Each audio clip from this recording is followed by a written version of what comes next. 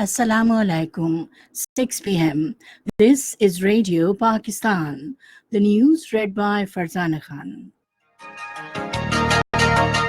First, the headlines. Prime Minister has directed the federal and provincial governments to undertake effective immunization and awareness campaigns to check the incidence of polio. President Azad Jammu and Kashmir has said by abolishing the special status of Jammu and Kashmir, India has tried to colonize the territory.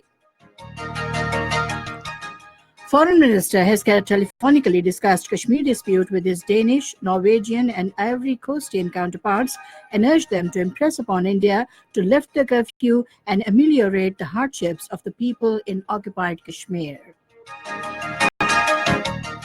Sri Lankan president says Jammu and Kashmir is a disputed territory and expressed his desire that it should be resolved according to the wishes of Kashmiris under UN Security Council resolutions.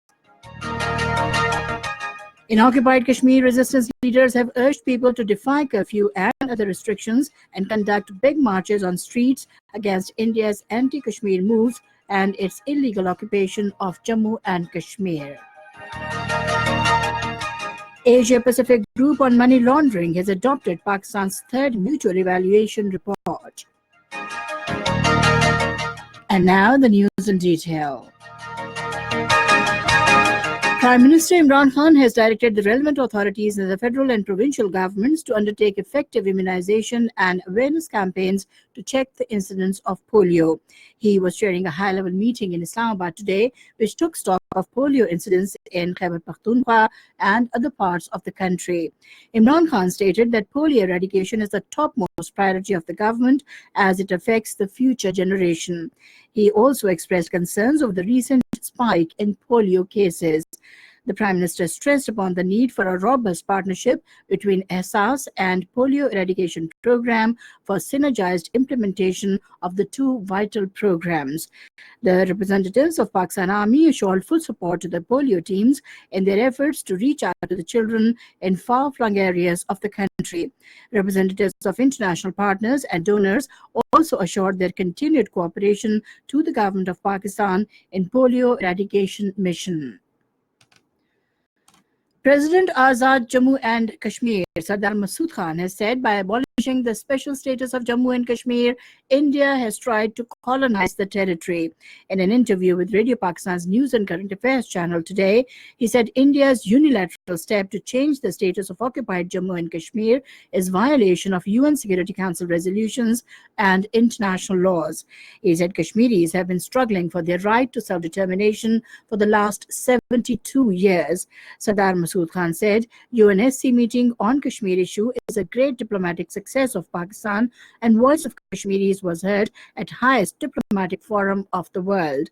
The AJK president appreciated the international community, particularly the role of China, for their special cooperation in convening the UNSC meeting. Sardar Masood Khan said India's latest steps in occupied Kashmir tantamount to attacking Kashmiri Muslims, which is reflecting Hindu extremist mindset of the Modi regime. Foreign Minister Makhdoom Shah Mahmood Qureshi held a telephonic conversation with Norwegian Foreign Minister Ine Marie Eriksen Søreide today to discuss the illegal actions by India in the occupied Jammu and Kashmir. The Foreign Minister said that the measures taken by India were against the resolutions of the United Nations Security Council on Jammu and Kashmir and international law. The Norwegian Foreign Minister appreciated Pakistan's positive role in the efforts to bring peace and stability in Afghanistan. The two leaders agreed to stay in touch and continue to work together for peace and stability in the region. Pakistan has urged Denmark to play its role and impress upon India to lift the curfew and ameliorate the hardships and sufferings of the people in Indian-occupied Jammu and Kashmir. In a telephonic conversation today, Foreign Minister Shah Mahmood Qureshi and Denmark Foreign Minister Jeppe Sebastian Kofod discussed the current situation in occupied Kashmir. He said Denmark fully supported the statements of the UN Secretary General and the EU High Representative on the issue of Kashmir. The two leaders agreed to continue to work together for peace and stability in the region. Foreign Minister Shah Mahmood Qureshi also held a telephonic contact with his Ivory Coastian counterpart, Marcel Amontano, and apprised him of gross human rights violations in occupied Kashmir by Indian forces. The foreign minister said a new human tragedy is unfolding after unilateral steps of India. They also discussed issues of mutual interest, including grave situation of occupied Kashmir. Marcel Amontano said his country is closely watching the situation, and being a member of the UN Security Council, it will cooperate. Punjab Assembly, in a resolution, has condemned Indian atrocities in occupied Jammu and Kashmir and Indian unilateral step of abrogating the special status of occupied Kashmir. The resolution has been unanimously passed during Punjab Assembly session in Lahore.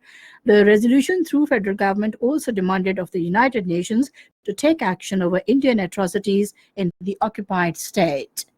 This is Radio Pakistan giving you the news. Sri Lankan President Maithripala Sirisena says Jammu and Kashmir is a disputed territory and expressed his desire that this dispute should be resolved according to the wishes of Kashmiris under UN resolutions. He was talking to Pakistan's High Commissioner, Major General retired Dr. Shahid Ahmed Hashmat, who called on him in Colombo. The Sri Lankan president offered mediation and facilitation of dialogue between Pakistan and India to reactivate the SAARC forum. In occupied Kashmir, resistance leaders have urged people to defy curfew and other restrictions and conduct big marches on streets against India's anti-Kashmir moves and its illegal occupation of Jammu and Kashmir.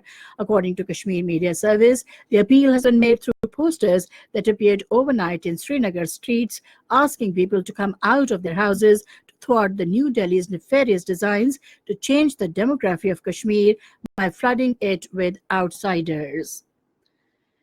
In occupied Kashmir, curfew and other restrictions continue to enter the 17th day today, aggravating the plight of the entire besieged population in Kashmir and Pir Panchal Valley.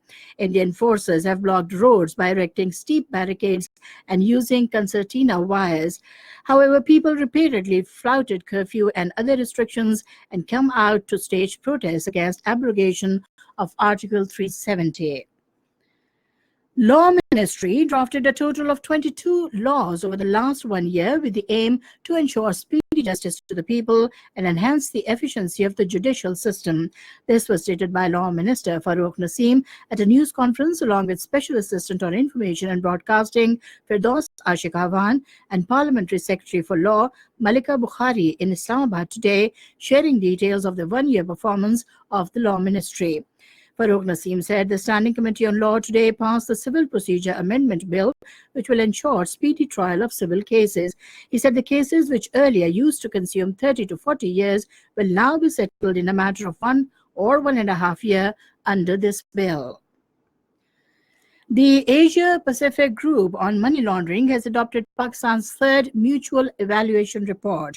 The report was adopted at a week-long meeting of the group that is underway in Australian city of Canberra. Governor State Bank of Pakistan attended the meeting.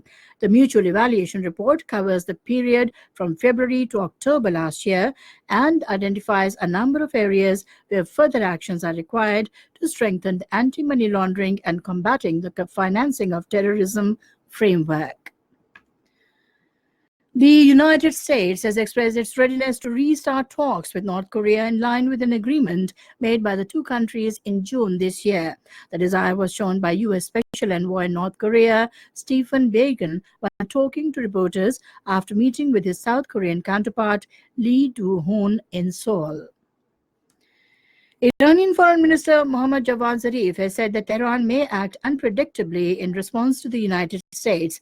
In a speech at the Stockholm International Peace Research Institute, he said mutual unpredictability will lead to chaos. President Trump cannot expect to be unpredictable and expect others to be predictable. And finally, the weather report. Mainly hot and humid weather is expected in most parts of the country during the next 12 hours. However, rain and wind thunderstorm is expected at isolated places in Kashmir and Gilgit-Baltistan during evening and night. And that is the end of the news. For more news and analyses, Log on to our website radio.gov.pk and also watch live video streaming of our bulletins on the link facebook.com/Radio Pakistan News Official.